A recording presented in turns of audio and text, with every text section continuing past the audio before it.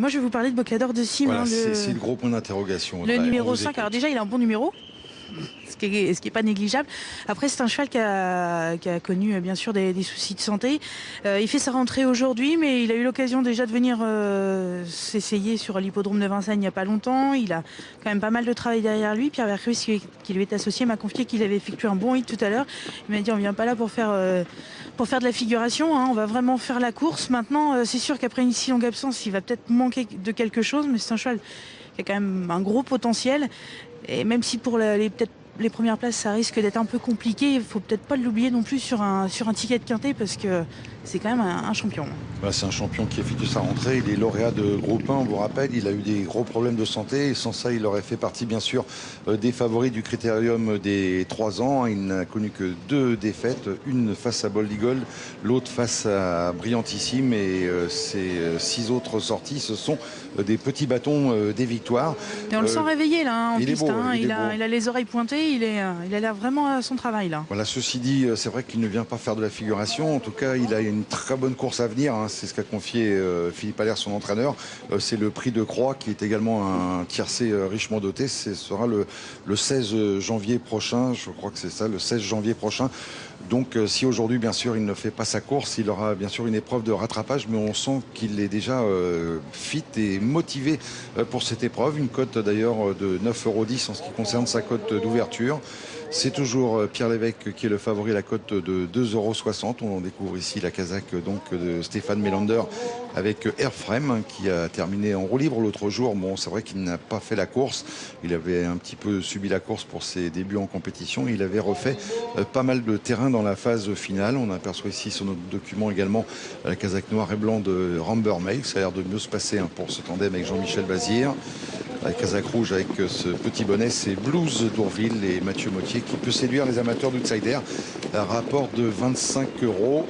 Petite touche sur le 2 Airframe, pas forcément significatif. Le 4 Donadi Quattro est toujours très appuyé, la cote de 6,40 €. C'est un petit peu le tuyau ici sur l'hippodrome, ce numéro 4 Donadi Quattro.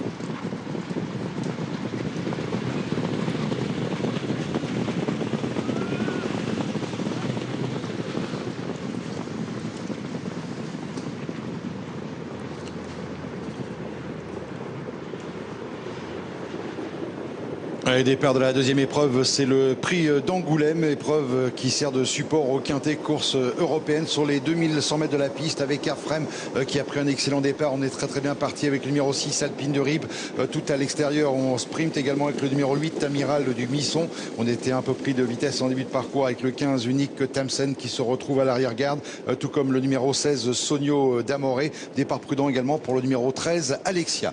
On dévale la descente avec le numéro 8 Amiral de Bisson qui, malgré un numéro à l'extérieur, a pris un excellent départ et qui va tenter de se rabattre en tête. Il y parvient. Pierre-Yves Varva qui s'installe maintenant au commandement. On a côté corde l'As Balva Montaval qui a pris également un départ de choix alors que l'on tente de se rapprocher déjà avec le numéro 5 Bocador de Cim. C'est le rentrant de classe de cette épreuve qui va tenter de se rabattre au commandement avec Pierre Vercruz au sulky, Alpine du Rib occupant pour sa part la 6e place. Une faute d'Akayama, le numéro 9, qui vient de rétrograder et qui perd le contact.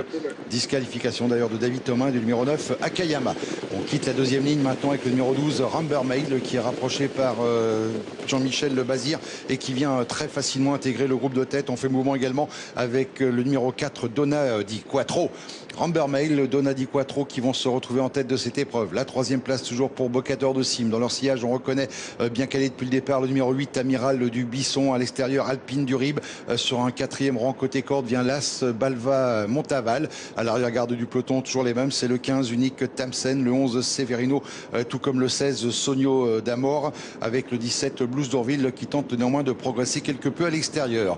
Avec Franck Ouvry, Donadi Quattro, le numéro 4 qui a maintenant seul l'avantage. Rambermail qui reste en 2e position. La 3e place toujours occupée par Bocador de Cim, alors que Mathieu Abrivard rapproche le numéro 2 Airframe qui fait un joli bout tout à l'extérieur et qui vient maintenant assez facilement d'ailleurs à la hauteur des animateurs. Le favori Apprenti Sancier occupe pour l'instant la 7e place. On rentre dans le rang, semble-t-il, avec Alpine du Rib. Blues d'Orville essaye de se rapprocher à l'extérieur, ramenant dans son sillage le numéro 13 Alexia.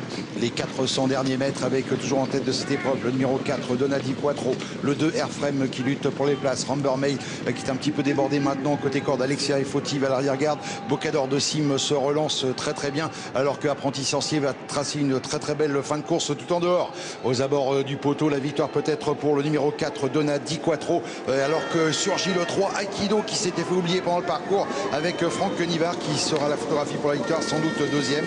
Pour la 3e place, le 7 Apprenti Sorcier. La 4e place pour le numéro 2 Airframe. À voir ensuite pour la 5e place, peut-être côté corde, le 5 Bocador de Sim. Nette victoire en tout cas pour le numéro 4 Donna Di Quattro, voilà, qui était associé à Franck Ouvry.